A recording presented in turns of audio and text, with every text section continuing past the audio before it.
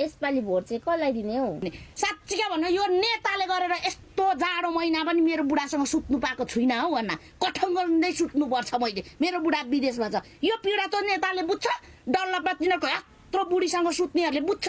हामी यो जनताको पीडा रिस उठ्दो नाना तिमीलाई पनि जाडोमा बुढाको याद आउँछ? नजिस्का है आउँदो रहेछ कसलाई आउँदैन आउँछ नि ती चिसो हुँदैन बुढा भयो भने त खप्पै खुट्टा लाएर सुत्नु पाइन्छ यो पीडाहरू सम्झिन त म त कसैलाई भोट दिनु मनै लाग्दैन छिरिक्क मन लाग्दैन म चाहिँ देश बनाउनेलाई दिम भनेको तर यो देश बनाउने मान्छे चाहिँ चिनेको छुइनँ हौ। अब ल कस्तो कुरा गर्छ कसरी चिन्नु त हौ आफ्नै घरको छिमेकी चिनिँदैन आफ्नै घर आफैले पाएको छोराछोरीले भोलि वृद्धाश्रम पुर्याउँदैन थाहा हुँदैन आफ्नै छोराछोरी चोर चकारा गरेर भित्ती भएर हिँडेको थाहा हुँदैन अब देश बनाउने मान्छे खोजेर हुन्छ देश त्यसैकै बन्छ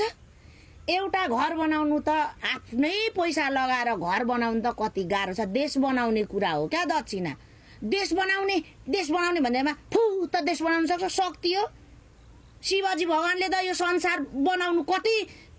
युग लाग्यो उसलाई मान्छे बनाउनु यो ठाउँ आउनु कति युग लाग्यो भने देश बनाउनु पर्ने हो भगवानलाई त त्यति गाह्रो हो नि त मान्छे हो धेरै गाह्रो हुन्छ एउटा कोठा यसो सफा घर सफा गर्नु त कति गाह्रो हुन्छ देश सफा गर्नुपर्ने छ चट बनाउनु पर्छ म त साँच्चीकै यो देशको कुरा गरौँ भने त दक्षिणा साह्रो रिस उठ्छ हौ साह्रो रिस उठ्छ म त भोटै दिन्न भन्दैछु जुन गोरु आयो कहानी चिरेको के भन्ने उखान छ नि सबै आयो उही फ्या हो क्या सबै एक दुई दिन चुमुक गर्छ नि छप्प पैसा आएपछि उखानै छ नि भगवानको त त्रिनेत्र खुल्छ अरे मान्छे हो मान्छेको त कता खुल्छ तिमी भन्छौ नि